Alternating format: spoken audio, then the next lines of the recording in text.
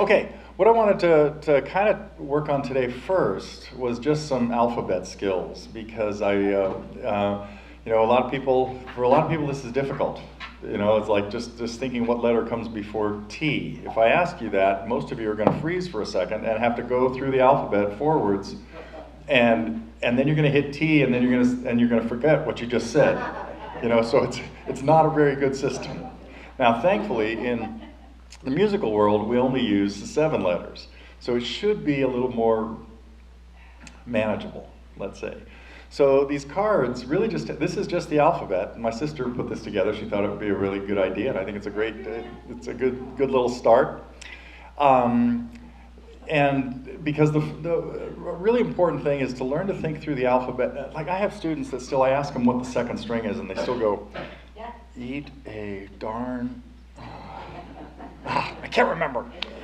Oh, yeah. Oh, how many acronyms do we have for the names of the strings on the guitar? I don't want to know. Never mind. Sorry. I want you to throw those out. I want you to be able to, for at least now, I really wasn't here to talk about strings on the guitar. That's a whole different issue. That's another day's subject. But still, it's really, really useful to practice going through the alphabet backwards, through the letters that we use, which are only 7 of them, and most of you could do like the first 4 pretty easily. Like if I say start on D and go to A, that should be, think of grades back in school, It's, but then we only add 3 more to it, and it becomes a mess, So when I was working with 5th grade band students, this was one of the first things, a friend of mine and I were teaching band we did this for about 15 years at a local elementary school where my kids went. And I worked with them on, it didn't matter, they were clarinet players and stuff like that, so I worked on stuff that are more universal and essential to all musicians. It doesn't matter, fingering on your clarinet or your trumpet or something is the other guy that was his problem. And especially for band instrument people, they have no concept of whole steps and half steps because they just memorize, do this with the fingers, do this with the lips, and E and F are just the same as F and G to them. They're just different notes. Oh, why is there's another note in between them, like an E sharp or an F flat, and wait a minute. Anyway, so it really is important to be able to think through the letters of the alphabet backwards and starting anywhere. That's the other thing. It's like, sometimes starting on A and going forwards, that should be pretty easy. But in the beginning, you get to G and you don't think of A as the next letter. You have to get used to thinking of things in a circle, not a line. And then being able to start anywhere in the circle and get back to where you started, which means remembering where you started. So if I call on somebody and say, hey, give me forwards starting on D, I expect you to get back to D, but usually what's going to happen is somebody's going to go D, E, F, G, A, B, C, D, E, F. Oh, wait, what was that? So it's like focusing where on the circle you just hit, where'd the dart hit. But then even the next important one for that is to be able to do that backwards and think what letter comes before without having to go back to the beginning of the alphabet and try to mark your.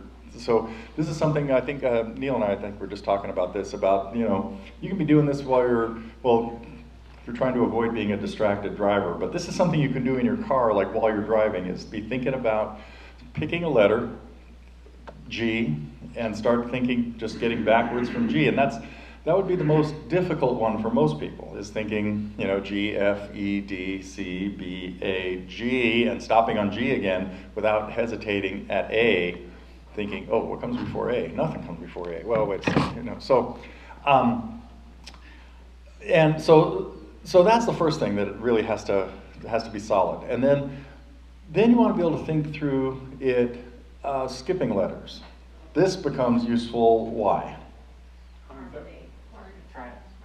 Triads. And since we only, if you're just going through the alphabet in order, you're going to hit each letter once and you're going to get back to where you started. Well, you want to be able to do the same thing in thirds and not worry about even chords yet, sharps or flats or anything. Just think, if I start on D, I need to be able to think D, F, A. There's, the 3 letters that follow D in thirds. And if you start going through all 7 of them in a circle, you should be able to do the same thing, start anywhere, and get back to where you started. You're going to hit 7 letters, and you're going to be back to where you started. That's the way our life in thirds. So, and I think like a lesson I did on one of the weekly updates a few months ago was relating it to triads and thinking, if you have to figure out what the notes are in A, it'd be really good to know first, whether we're talking about which type of triad we're talking about, doesn't matter yet. It's know that every A chord is A, C, and E. And then know which A chord that is. Instead of thinking, how do I make it major, you should just know that the natural one is the A chord that's in the key of C.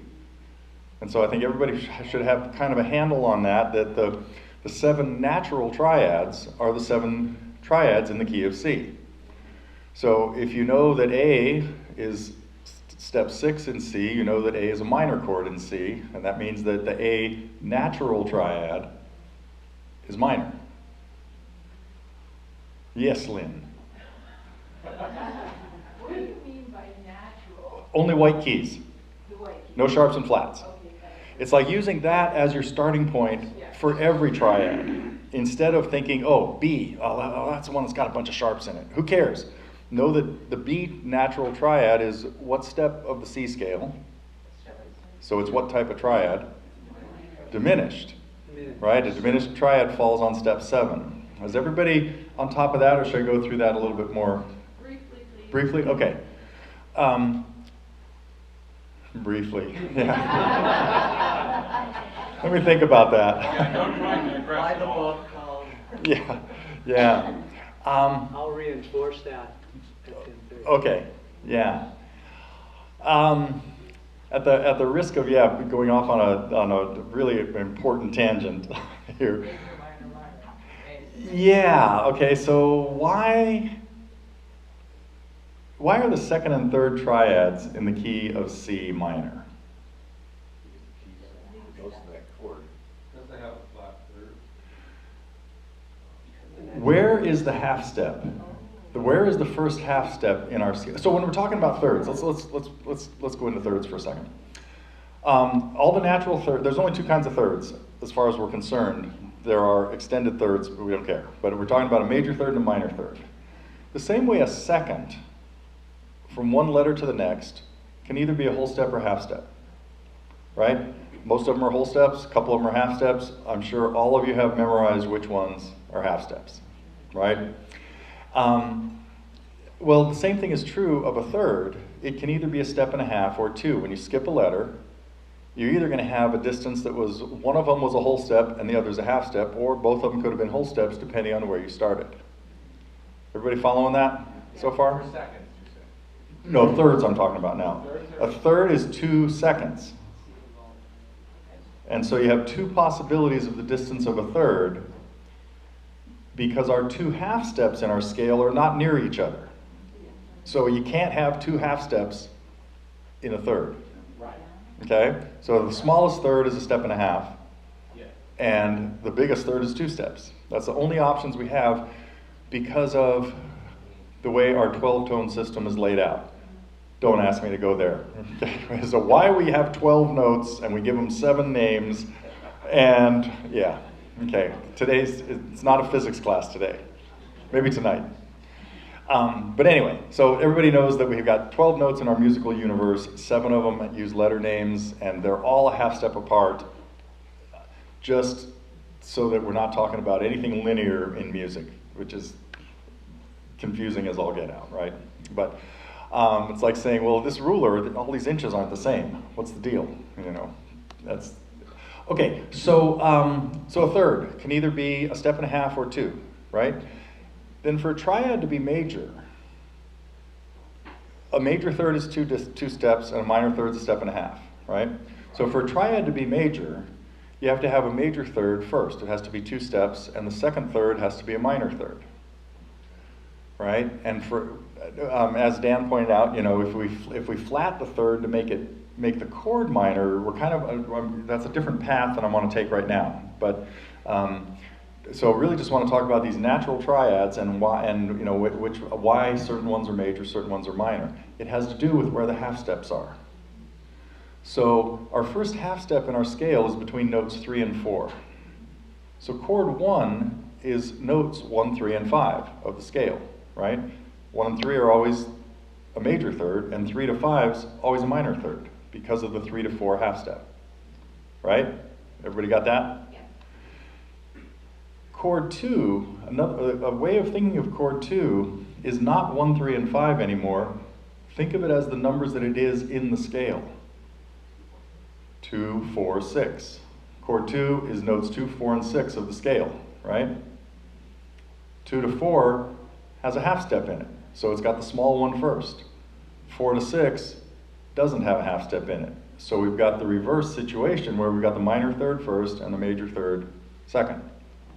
That makes it a minor chord. Everybody follow that? Yep. So if we extend that through all the rest of the chords, when we get to chord 3, we have 3, 5, 7. 5 and 7, no half step. 3 to 5, half step. Same deal. That's why chord 3 is minor, right? Now we get to chord 4 and we just left the half step behind. So we've got 4, 6, and 1 or 8. Now we have the other half step is in here, the 7 to 8 half step, and it's in the second pair, second third. So that's why this is back to a major triad. And when we jump to 5, we've got 5, 7, and 2. Same thing, we got the half step in the second half, major chord again. We get to 6, we've got 6, 8, and 10. Or we can translate that to 6, 1, and 3, right? And same deal. 6 to 8, got a half step in it. 1 to 3, not. There's chord 6, and that's why it's minor, right? Now we get to 7. We got 7, 2, and 4. Both half steps. It's the only place you can start and have both half steps in the triad. When you start on 7, that's why 7 is diminished. Got it? Okay. So, That was super useful, thank you. what's out? That was super useful. Okay. Thank you. Good, good. You know, one of the problems with a lot of musical stuff is there are lots of different ways of explaining the same thing, right? And sometimes you just get confused by two explanations that are actually trying to tell you the same thing, you know, and you cross up one thing or another. Like here, thinking of the triads by the numbers that they are in the scale, rather than just memorizing major, minor, minor stuff, you know, and having no real other connection to that, is rote memorization, which is pretty unreliable, you know, especially once you get into like our age group. So, anyway, okay, so getting back to where I was a few minutes ago, we've got these 7 natural triads that occur in the key of C, right? And so we use C as a starting point just because it's a little easier for people to relate to it as your stepping stone kind of into other keys. And it's one thing to memorize key signatures or know your circle of fifths and know that in the key of A you've got 3 sharps, and that means chord 6 is going to be F sharp minor. All that kind of stuff are things that you can step to from some of the things I'm talking about here. You know, you can put together that, oh, why does an A scale have 3 sharps in it? Well, because it has to follow the pattern of a C scale, right? And then when it comes to guitar keys, of course, there are only 5 that I think you need to know well because we tend to play in those 5 keys. So I'll get back to that a little bit later because we'll finish the story on these triads here. So, you know, if you want to be able to take any triad and change it to its other qualities. What do I have to do to make a minor one diminished, or a major one minor, or a diminished one major? And you know, you want to be able to start on any one of them and know what you have to change to make it one of the others. So again, instead of memorizing all your major triads and know that some of them have a sharp on the third, one of them has two sharps, you know, things like that, use those 7, A minor, B diminished, C major, D minor, E minor, F major, and G major. I don't know why I started on A, because I was just talking about A, but, and it's the beginning of the alphabet. Everything should start with A. Why do we do C? Well, so you want each of those triads to be your starting point. And so if you are trying to think, I'm going to kind of like cut ahead now and try to sort of wrap this up and get on to something else. But the first thing you want to be able to do is think, okay, well, if I've got to figure out what the notes are in a D chord, the first thing is I know it's D, F, A. The second thing is I know that's minor, because that's the way it is in the key of C. If I'm looking for D major, now I know what I have to do, which is what? Raise the third, right. And if I was looking for D diminished, what would I do from my D minor? Flat the fifth, right, the A goes down, you know. Now my B natural chord is the only one that is not major or minor, right? We're starting with the diminished one. So the way to kind of progress through these is you think of the diminished one as the smallest one, and then you start changing things. The first thing you'd want to be able to do is know that if I change one note in the diminished chord to get to minor, and that's which part? The fifth. I raise the fifth. Now I got a minor chord, and now I can make that major from there by raising the third. And then we haven't even talked about an augmented chord because it doesn't occur naturally anywhere. It gets used all the time. But the reason it doesn't occur naturally anywhere is because we have to have two major thirds next to each other, which would mean we'd have to have a scale that had 4 consecutive whole steps. Our major scale in our whole system of modes doesn't have that. So an augmented chord is only used, and you know, you should recognize them. They're a very interesting sound. Very spooky, and you know, with a lot of things that, a lot of these chords and even progressions, you want to be able to relate them to a song you might know. You know, so if you just hear an augmented chord out of the blue, it maybe doesn't register. But if you heard something like this,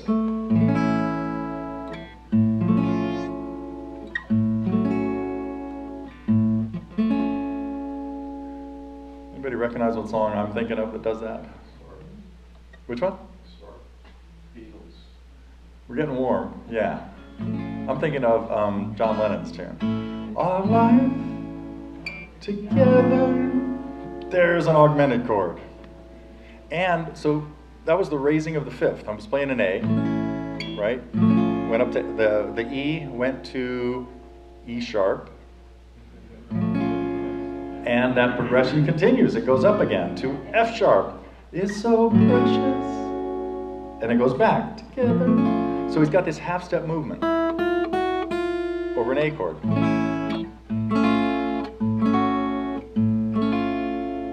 Later on,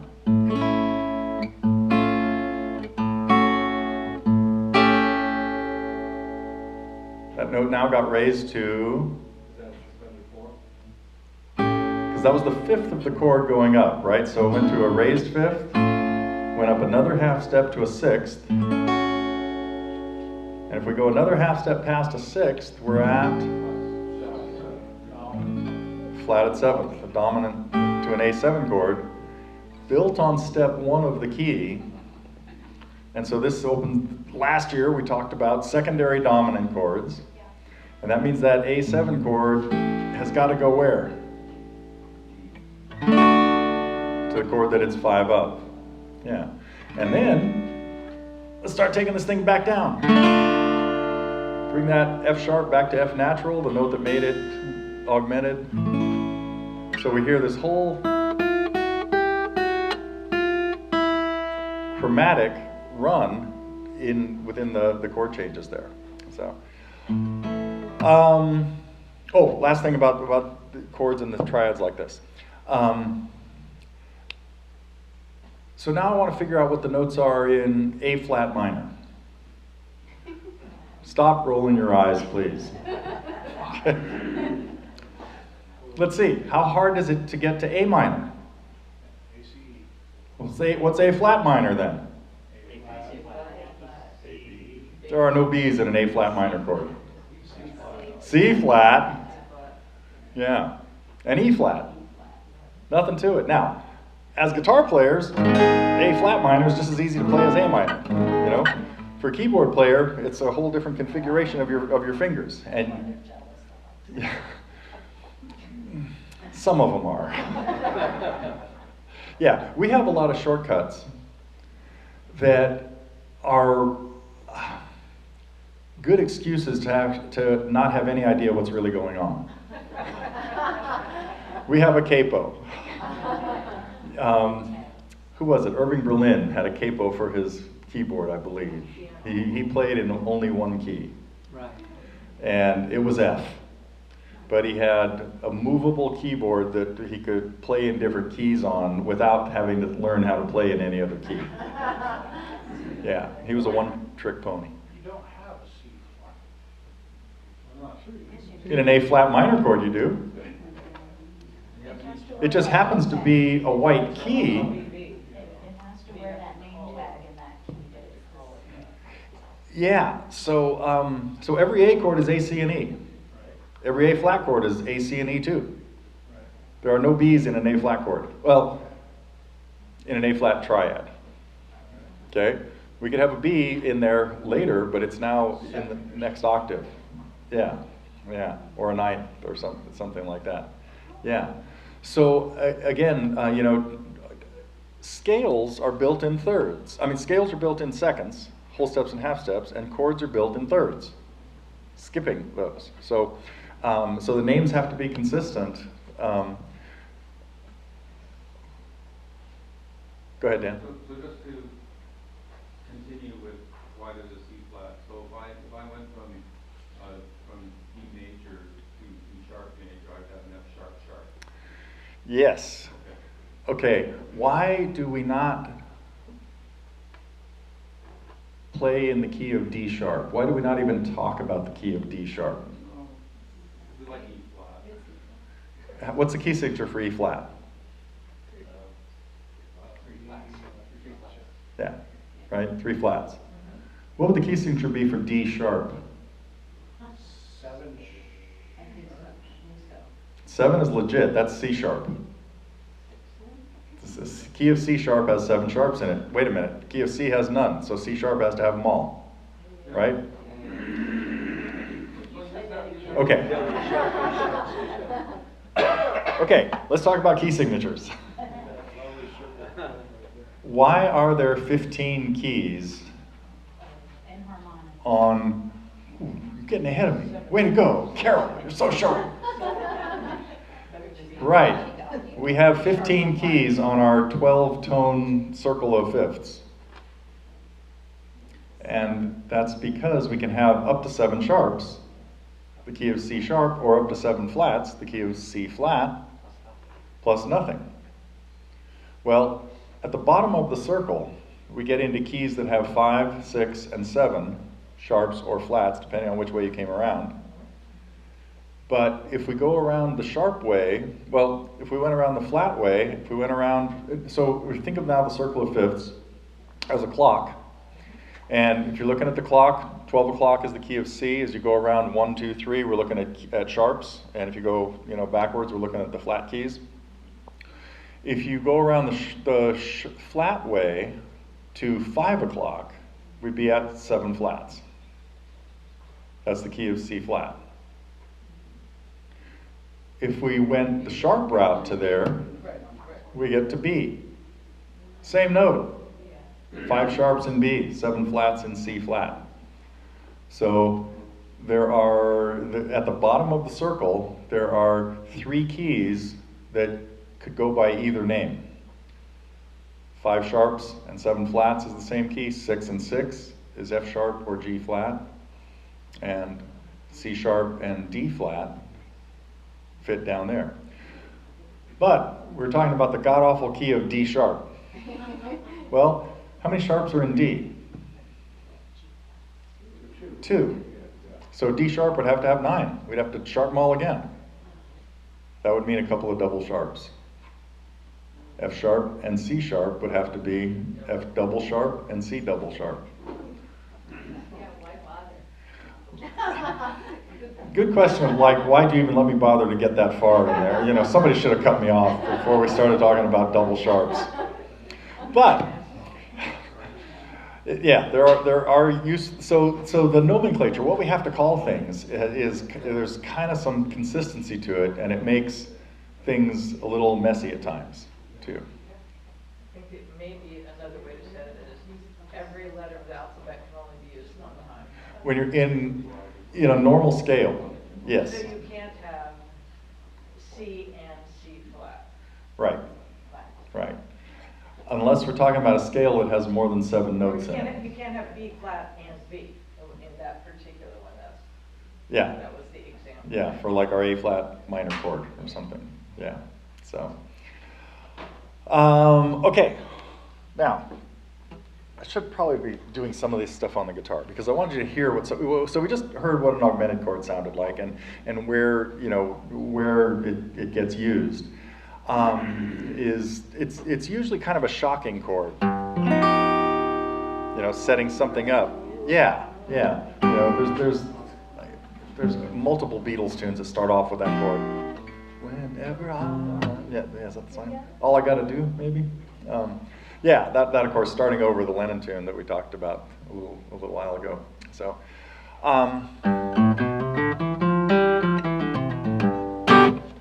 what was that?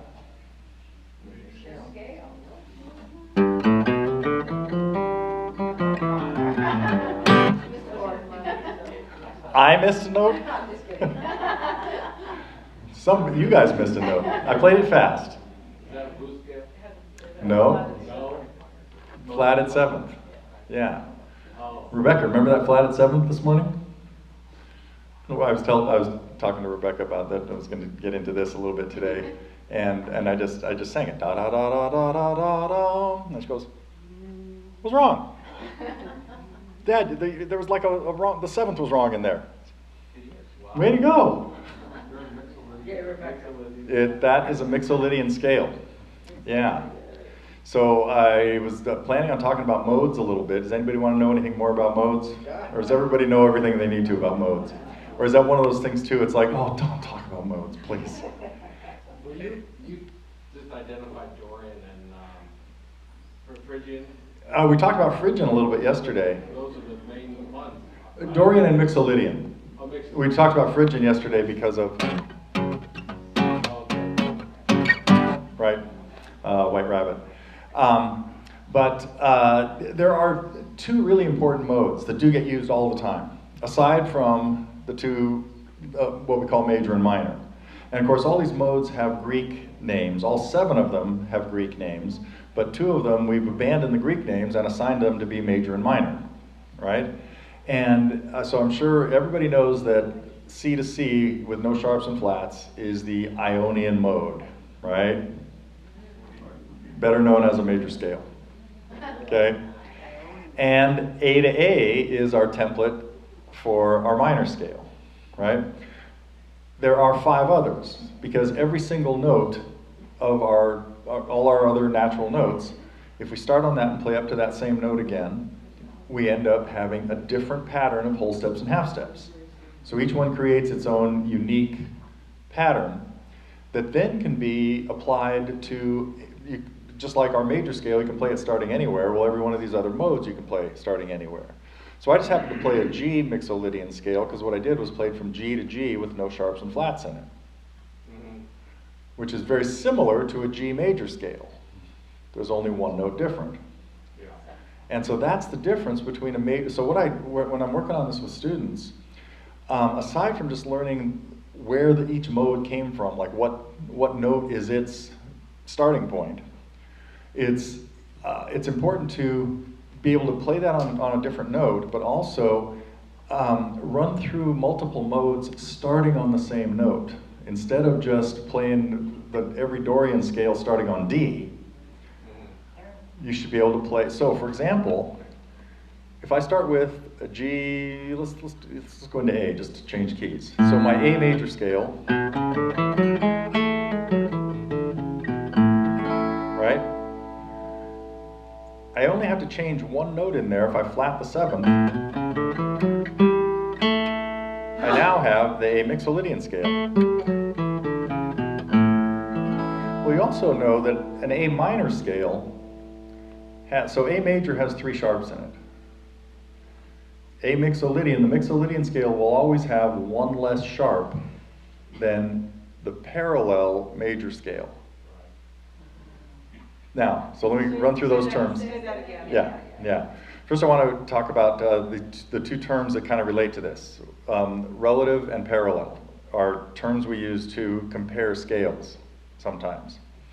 And relative, when we talk about relative keys or relative scales, they have all the same notes in them. They have the same key signature, but a different starting point.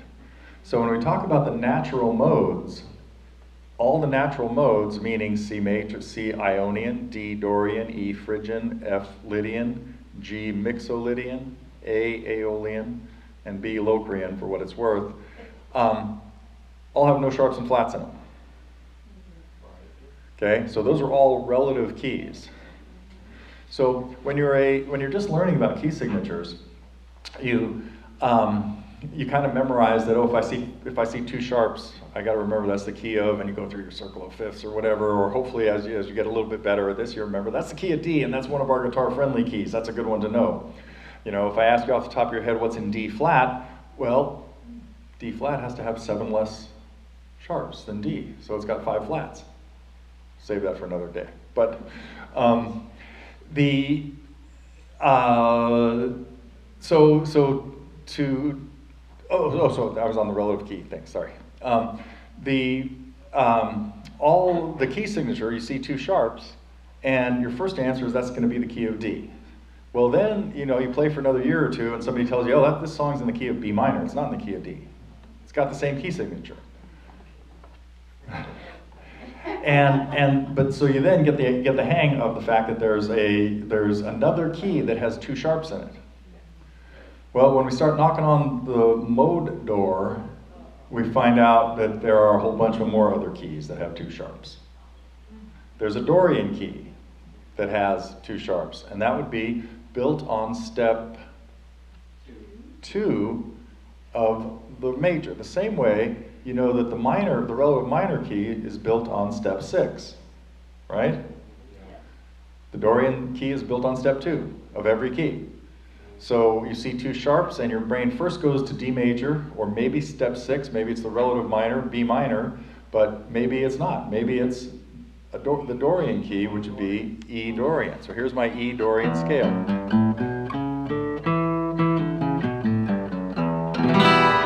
Sounds kind of minor-y because we hear this in the beginning. So it's basically the minor scale of the sharp 6. That's the way you would compare it to the parallel minor scale. So you were, what is parallel? That's Relative. Yep. Parallel. Parallel, and that's where we're actually going with this. So does everybody kind of get the hang of relative keys? That means so essentially there are 7 different keys that have the same key signature, 1 for each mode, based on whatever step of the scale it is. So that's what I mean. The D major scale, D major, E Dorian, F sharp Phrygian would all be relative keys. Yeah. What's the practical application for knowing these different relative scales? It's to start hearing the difference in the sound of songs that do. So like if you heard a progression like this, well, you hear this.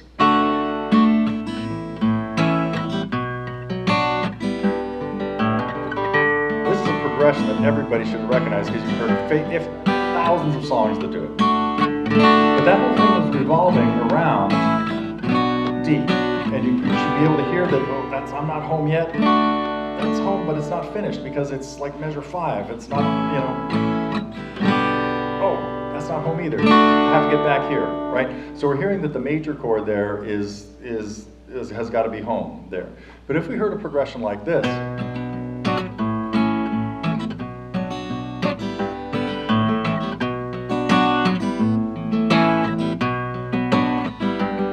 all of a sudden it goes, it's like, that sounded like a key change. The next section of the song,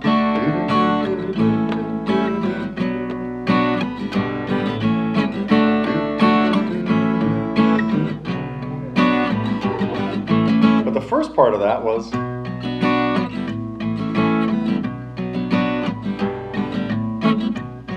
clearly revolving around a minor chord, right? So there is no key signature change in that case. It's just that the tonal center is changed from D to B minor, or even just the note D to the note B. But we could also hear something like, let me think about this. Yeah, what's the mix of, what about chord Lightfoot in the mix of that Sundown? Is that a Mixolydian? No, I'm sorry, it's the other one, the slower one that he does. Oh, if you could read my mind? Yeah, if you could read. That's a good example because it revolves around G, right? And keeps using the flatted seventh, right?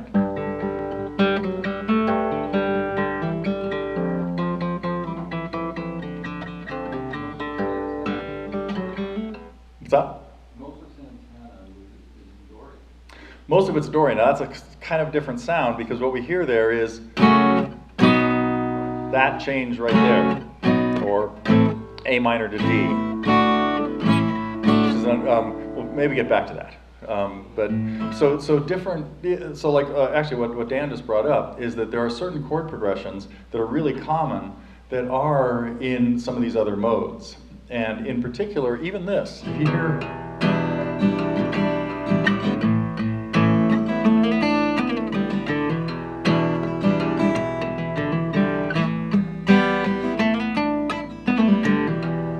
What song am I thinking of here? Everybody should know this, right? Yeah, Neil Young, Down by the River, right? And that's this E minor to A sound, Well, if I just gave you two chords, we're listening to a song, we're trying to figure out what's going on, and all you've figured out so far is that there is a D chord in it. How many keys could include a D major chord? And I kind of have to back up a little bit here. We're not talking about different modes now. Let's just stay with how many major keys would include one particular major chord? Three. Because it could only be chord 1, 4, or 5. And so the keys that would have D in them would be the key that had D as 1, which would of course be D. A, which would have it as 4, and if it's 4 in A, it's got to be 5 in the one before A, not the one after A. Look at that card again, spin it around a few times. Yeah, that's this is where your backwards alphabet could be helpful, because if a certain chord is 4 in one key, it'll be 5 in the key before that one, right? It'll be further away, right? Math games today. So, but okay. So now the same thing would be true if you figured out that there's a D minor in the song. The answer is the same. It's still going to be, there's 3 keys that have D minor in it, but now it's got to be 2, 3, or 6. Well, if it had D minor and A minor in it, what is their relationship? What numbers could they be in a key? 3 and 6. They could be 3 and 6. Okay, it's 2 minor chords that are not next to each other, which means they can't be 2 and 3. So they've got to be either of the other two. In other words, it could be 6 and 2 or 6 and 3.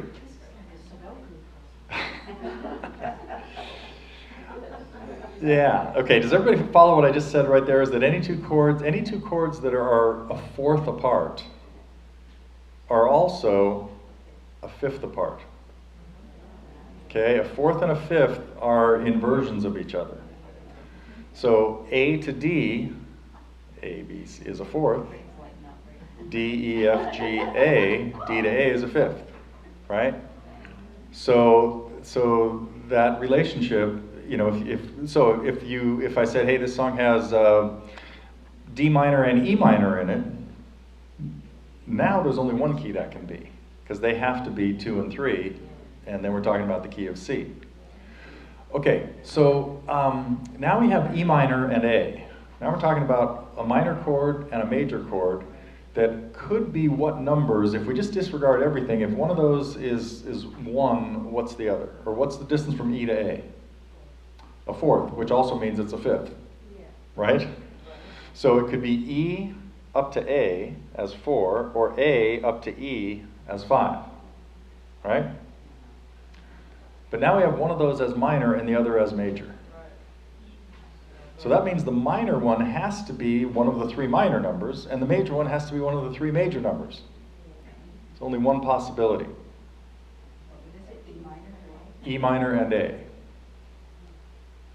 They can only be what 2 numbers?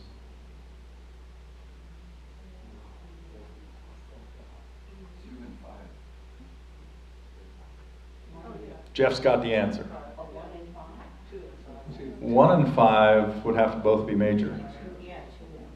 So so the E minor, the minor one in this case, is 2, and the other one is 5. So now we're talking about a song using E minor and A, and I'm going to play my lead in what key? D. But E is the center, so I'm playing my lead in E Dorian. Wait, say that again. No. Okay, it's the key signature of 2 sharps, but it's using chords numbers 2 and 5. We're not even playing chord 1. E minor is the 2, so the 1 is D. Right. Major. But E is the tonal center. Oh, okay. So now I'm going to play my D scale, but I'm not coming home to E. I'm not coming home to D. I'm going to play it starting on E.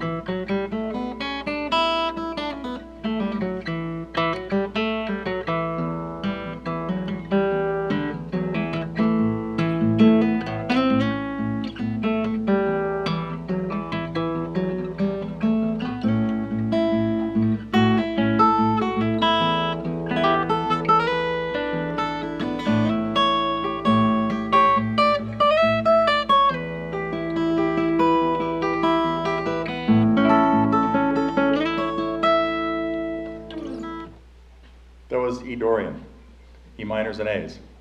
And, didn't sound, and if I finally got to a D chord, it sounds like, just like Down Under, it's like, oh, that's got to be a different section of the song. It doesn't sound anything like what I was expecting to hear there. So, So you're still answering the question, which is that you have to understand what key you're in to be able to participate in a song, or... And so it's one thing to have the key signature, but then you also have to know the tonal center, which is essentially the mode that you're in. And so here was the situation where the key signature was 2 sharps, but E was home. And so my lead really has to revolve around E, and I got to come home to E to fit in with the chords. So, how are we doing on time, by the way? I should have brought a clock. Can we go back to what 5 to 10? parallel is? Okay. Yeah, that was actually where I was trying to get back to now. Okay. Yeah. Parallel. Here's my G major scale. Let's go back to A. Because this was the key I was talking about when I tried to get off on that tangent.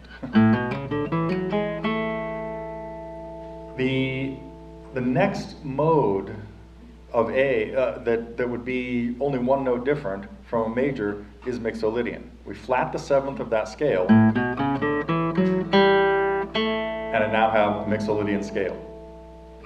So that's why when you hear a major scale with the second to last note wrong, it's mixolydian. You just have to get used to hearing that. It doesn't have the pull to the last note the way the half step does. And that note, every step of a scale has a name: tonic, dominant, Step 7 is called the leading tone because it's leaving you hanging, and you gotta get out of there, and you have to resolve it, right? Well, mixolydian scale, that's not a leading tone. That's like a hanging tone. It's like, oh, just get me out of here. Okay.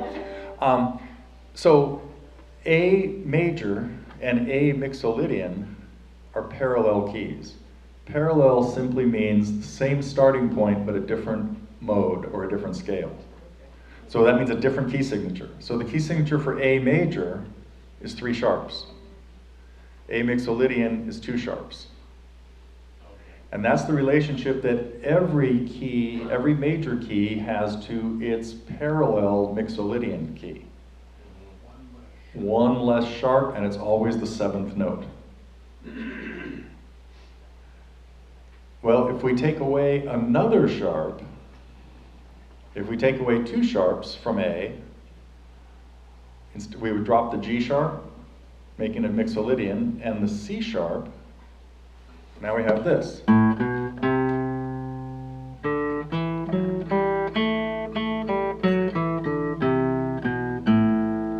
Starts sounding minor, because that's what we have now is C natural instead of C sharp.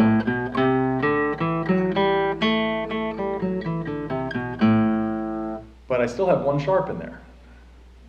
That sharp, the sharp that's left is F, right? Which means I'm in what major key? G. Which means I'm in what mode? Dorian, because A is step 2 of G. So we've changed 1 note from our A mixolydian scale and made it A Dorian. And which note did we flatten 1 note? We dropped the 2nd sharp. In other words, like we started with 3 sharps. What is It's note 3. okay. So note 3, we put a half step now at 2 and 3. Okay. So Dorian sounds minor because that's where you hear the first half step is 2 to 3. But we still had, as you probably know, in a minor key, we have the other half step at 5 and 6. But this had a whole step at 5 to 6 and a half step at 6 to 7.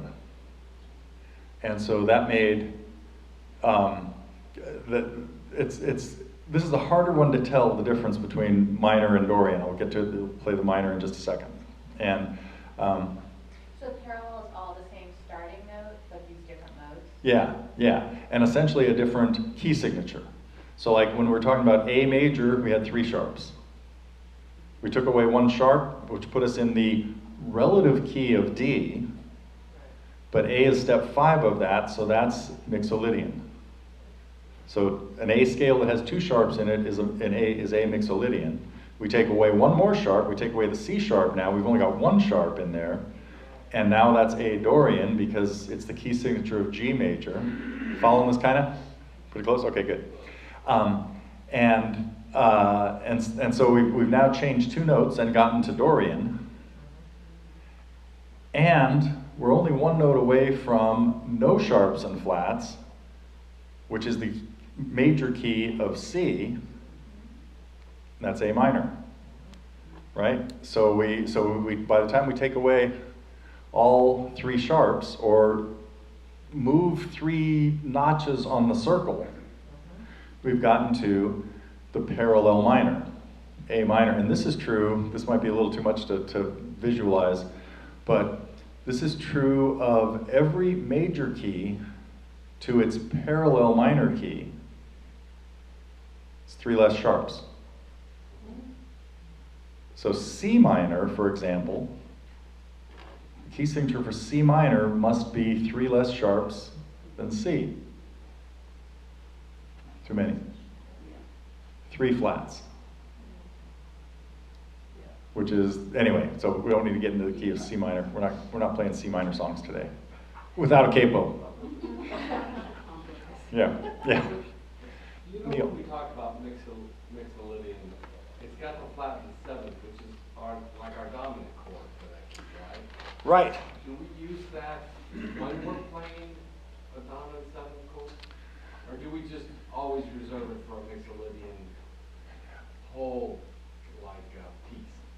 So that's one thing, in the mixolydian mode, when it comes home to a 7th chord, it doesn't sound resolved really yet. It's leaving you hanging. So where you hear that is in a song that would use 7th chords on all the chords.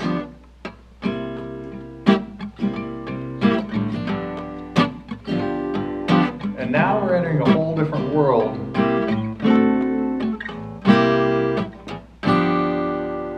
That's when you use mixolydian? Well, like we can't even call that mixolydian. We have a whole special word for that. What is it? Blues. Yeah. See, did that sound bluesy, what I just played? Yeah, very cool. It was 3 dominant 7th chords on steps 1, 4, and 5 in whatever key. What key was I just playing in? G. Yeah. Yeah, I was playing G7, C7, and D7. Right. So, okay. So now getting used to hearing what those sound like can be, mixolydians are pretty easy to hear.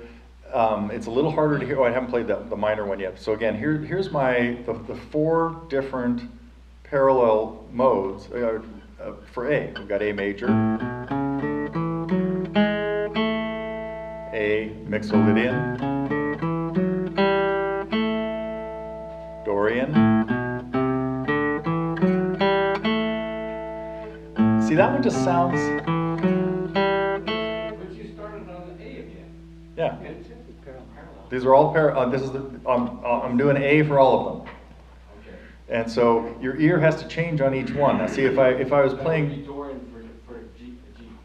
it'd be G major would be the key signature, 1 sharp. So I had an F sharp. And then if I want to be an A minor, that F sharp is going to get changed to F.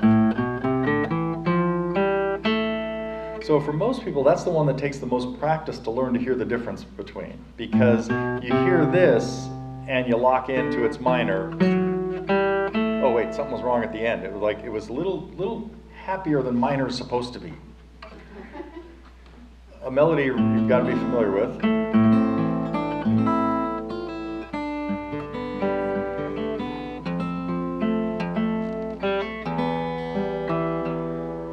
Okay, now I played that in the minor mode.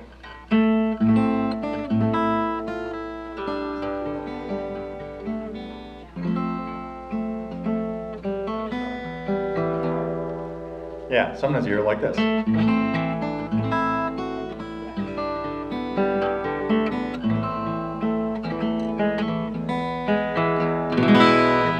And that ends up being kind of a cross between the Dorian mode and the melodic minor mode. Because I also used an E major chord in there. So Greensleeves is just a bastardized tune from from 400 years ago. Bastilidian? Yeah. Dan, yeah. It's funny. You just referred to melodic minor as a mode, but I would. No, I didn't. I said the song is a combination of the Dorian mode and the melodic minor scale. I didn't use the word scale, but I just said melodic minor. It is not a mode. Okay, and that's not a scale you want to go into now. Probably not. Yeah, I think we're getting some glassy eyes here. So, so let me just go off in a whole different direction and talk about the song I played last night and some of the intervals that we heard in that.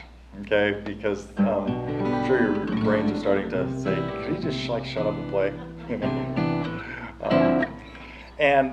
What happened? What was that tune called? Oh, One Step Beyond. The story on One Step Beyond was it had a completely unrelated introduction to the rest of the song.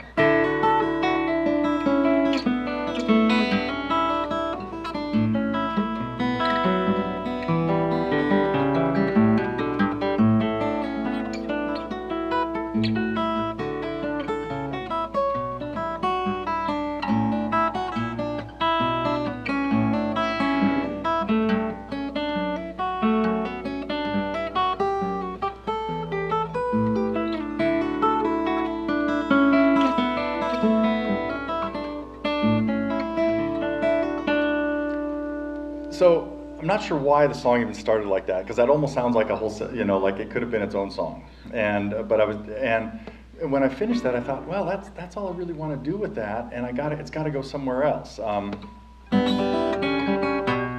happens there? it just kind of establishes the key of D. And then I run through a little progression.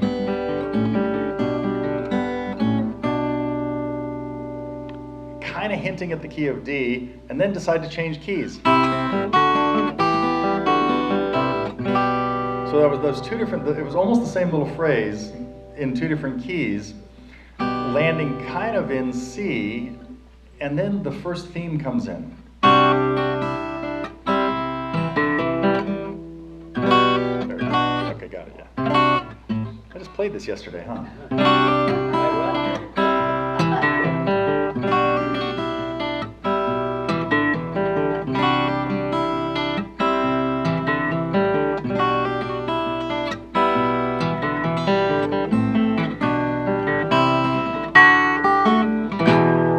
Lands on E minor.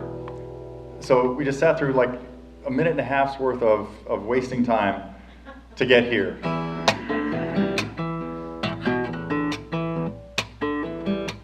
And just kind of established a little rhythm.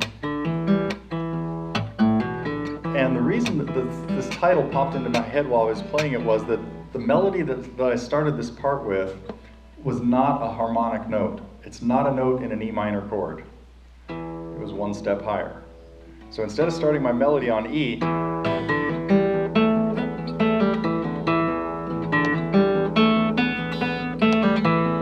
started on F sharp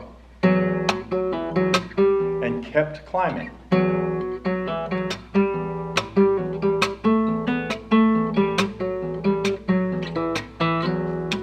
There it is, starting on the F sharp again. So it's starting in a place that is not really resolved. It's a step higher than a note in the chord. Rob, you had to say? When people write songs like that, I mean, is that your intent, is to go through the mental geometry and gymnastics of saying, oh, you know, I'm going to do this, I'm going to start off here and intentionally I'm going to use this, or are you noodling around and you say, hey, this sounds awfully good, I really don't care why. I know how I can build on that. Yeah. But it's just, I mean, when people are writing that, if you're Miles Davis, you might be doing it intentionally, or is it like, I really don't care what's going on because I know I can go around the neck, I can go around the keyboard and make music? I think in this case, once I kind of got that little groove going, and just hit that F sharp, it's like it jumped out at me. It's like, oh, that's where this is going. I'll try to make this a short story, but some of you know that I spent a little bit of time with Al Stewart, and Al wrote some lyrics to a song that I had progression to.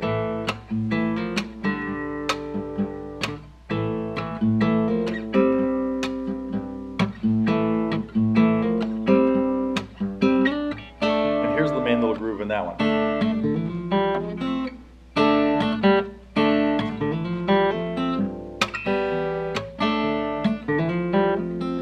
And that's what kind of grabbed him. He started writing lyrics to that, and you know, and it seemed like he had this whole plan like laid out. And so I said, hey, well, what's going to happen here? He goes, oh, I don't know. We got to keep like exploring the story.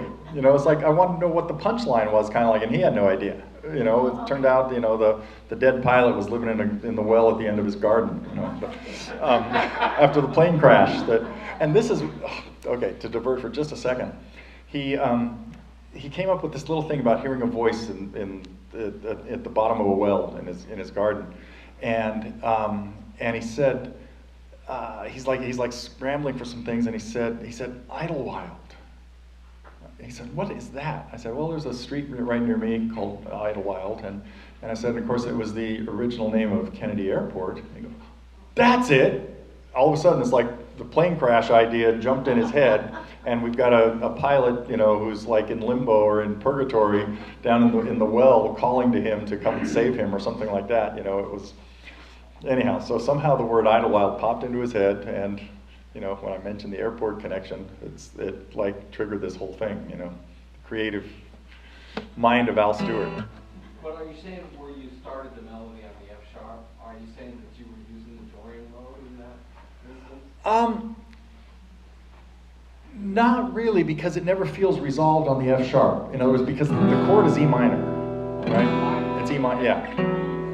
So it's really, so I'm really using the whole E minor scale. I'm going from F sharp to G. Oh no. It's what happens next. So this is only going up to the 5th.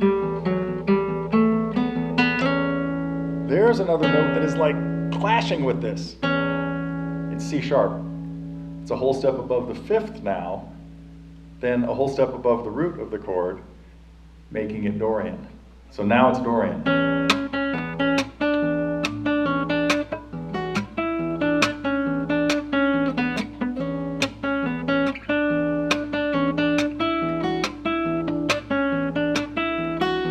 And now it's time to bring in something more harmonious.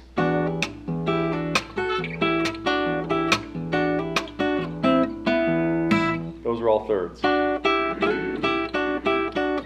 Until it kind of resolves here on a 4th inverted, which would be a 5th. It's finally come home to an E chord. Oops. So that was the last little thing in there. We're hearing thirds.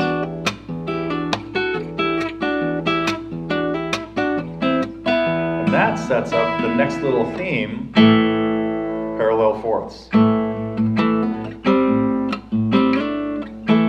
All the strings on the guitar are tuned fourths apart, so that's what we're hearing there. But finally that resolves at the end to a 5th.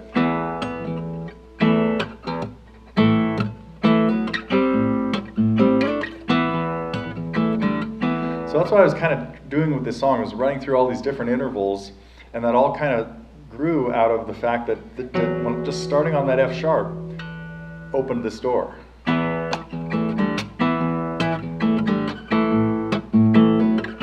Again, this is kind of hollow and dissonant, and that sets up a little bit of peace and quiet finally.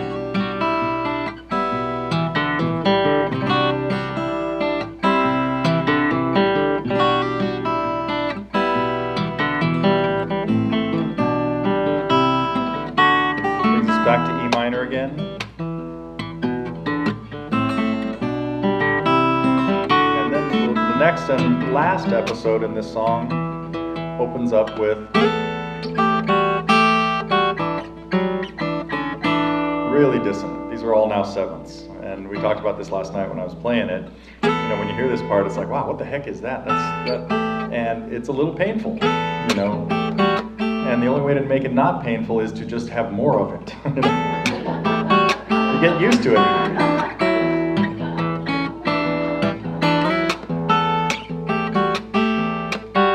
Okay, that's enough. Now this is a chord that has no third in it. This is just a power chord. This is all E's and B's. You know, so we've kind of brought it home to just an open 5th.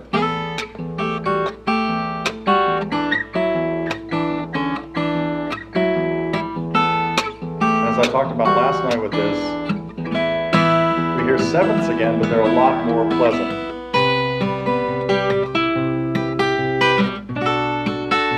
These are pretty chords, major 7ths and minor 7ths.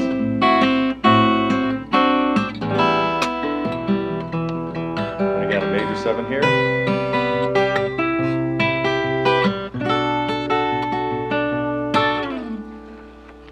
Okay. No, that's a song that until a couple days ago, I hadn't thought about it in about 20 years. And it just popped into my head. And I thought, I think I'm going to play that last night. Okay, this is really basic, but you just said all the strings on the guitar are a 4th apart. And my brain... I didn't say all. Oh, excuse me. That would have been a mistake. That would... Okay, it's beyond the scope of what we want to talk about today, but why do we have that damn third in there? That messes everything. It does, but it makes it so you can play an E chord without having to have 5 fingers. That's why. Really? Yep. Well, it's not just an E chord. There's other chords that would require a lot. So a guitar tuned with 5 fourths would mean we've got a C string and an F string, and having these 2 strings be the same and have this be a 5th of those makes a lot of stuff much easier on the guitar. So, okay, it's probably time to take a break and set up Jim. Any other questions that I can answer quickly? You know that I can't do that, but so tomorrow we'll pick it up if you're ready. So have a good night's sleep and come back refreshed for Jim. Make a public service announcement. Somebody left a blue iPhone in the men's restroom. It's out here on the table, the science table. Okay, iPhone.